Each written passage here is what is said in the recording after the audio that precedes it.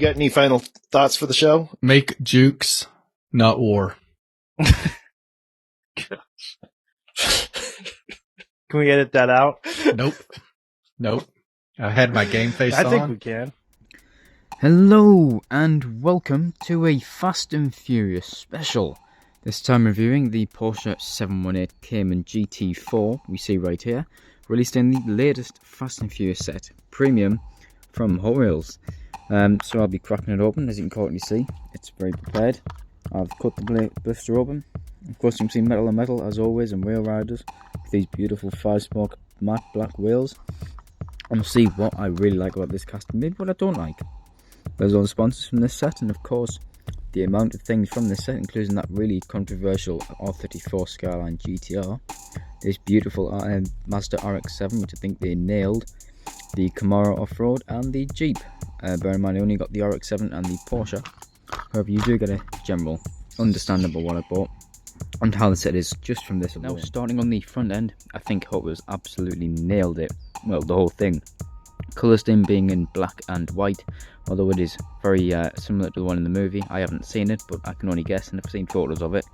But it's perfect. And in the spec I'd pick if I was going to buy one myself. It is absolutely perfect, and I love the way they did the wing, but we'll move on to that very soon. Front end, well, it's absolutely stunning. We have some lensed headlights, which twice diecast. David, I know you will absolutely love them. Beautiful embossed, or not embossed, printed Porsche badge. Another vent on the front, and well, these front vents are just fantastically done. If I can get a little bit of focus on them, that would be great. You can see they are textured but also embossed, as you can hear they do actually make noise when I grind the thing against it. Also some LEDs here, reflector / indicator, another vent. I'm not sure if that's in focus or not. It's another vent, and it just looks amazing. And more vents on the front end, and this splitter, which is huge. You can see from the base, it's absolutely huge. And I love it when Hot Wheels does this, when you can just see how big the front splitters are. It just looks fantastic in the front end. Of course, you can see the fuel filler cap, perfectly done, right there. If we can get a bit of focus, there you go. And I guess we'll move on to the side, straight off, where you can see more great detail and seen here with the indicator, the vents, the fuel filler cap, and even some very nicely done indicators as well. We also see some very nice door handles. The glass is very nicely well moulded, and I do like the way it's tinted slightly, but you can see just enough inside that you really need to. The wheels are just perfect, and I must say that the stance on this thing is absolutely spot on. You can see it's just low enough in the front end that it just sort of slightly tucks in places. In the rear end it's just fat enough. You can just see how perfect that sort of, the little bit of the gap there is, and you really want to lower it, well, that's how it would look. Lowered, it looks perfect. Mind the nail and everything, it's a little bit painful. Working on cars isn't very nice on your hands. On the rear end, this thing really shines with that beautiful detailing of this sort of rear light. The GT4, another rear light, and a huge diffuser, as you can see there.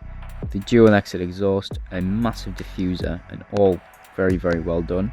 And also, you may notice something different about this wing. It's different piece to the bonnet, but it's also different to usual when you get this different piece from the body. Metal, which I thought was very, very, very interesting, as usually if you're going to get a wing that's metal, it'll be part of the body, but it isn't.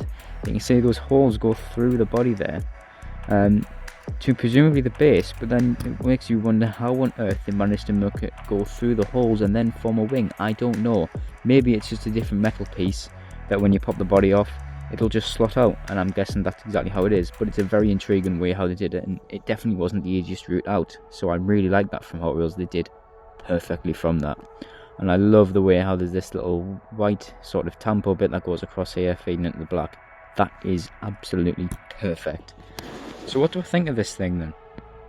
Well, quite honestly, I absolutely love it. I think it is absolutely perfect. Hot Wheels did it fantastically. From the body lines, the proportions, and the stance, everything is absolutely perfect. The only thing I'd slightly change would be bringing this front axle slightly out of the arches, but even then, that's very nitpicky. I think they did absolutely, well, perfect with this thing.